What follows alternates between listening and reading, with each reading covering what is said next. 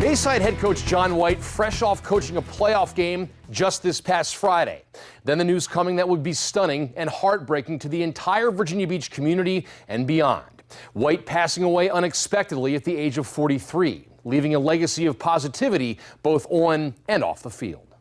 I expected Jon to be sitting here talking about me, not me talking about him.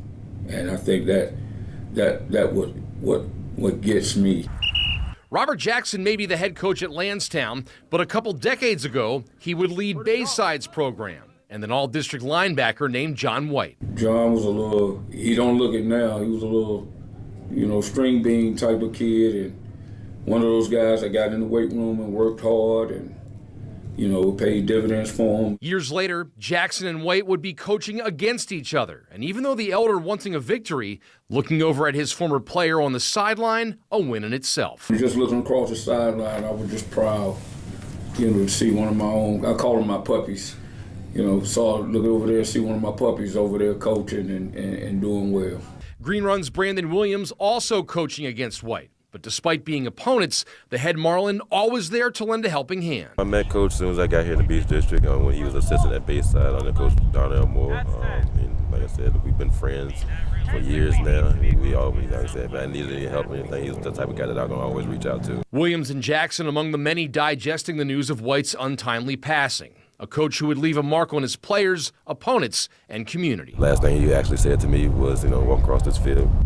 And October said he'll see me in the playoffs, and that was, I took that for granted. Jon was a guy that he put those kids first. He wanted them to grow up, and the same things that I heard my high school coach, Coach Langston, say. He always wanted us to go out and be good fathers and a pillar, good citizens. Now the attention turning to helping White's wife and two sons with whatever they need, now and in the future. He was the helping hand for many other families that's been through situations like this in the past. So we have to step up as coaches and as leaders in this area in Virginia Beach to, anything those family needs, and we're here for them. You don't have to let us know.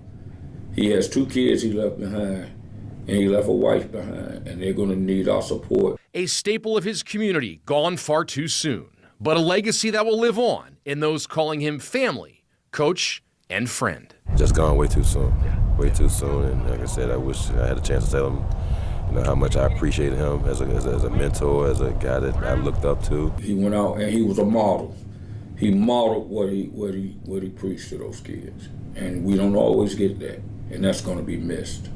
Meanwhile, Kempsville assistant coach Ray Colston also passing away suddenly this past weekend. Our thoughts, of course, go out to his family, friends, and students as well. We'll have more on Coach Colston later in the week. Mark Davis, WTKR News 3 Sports.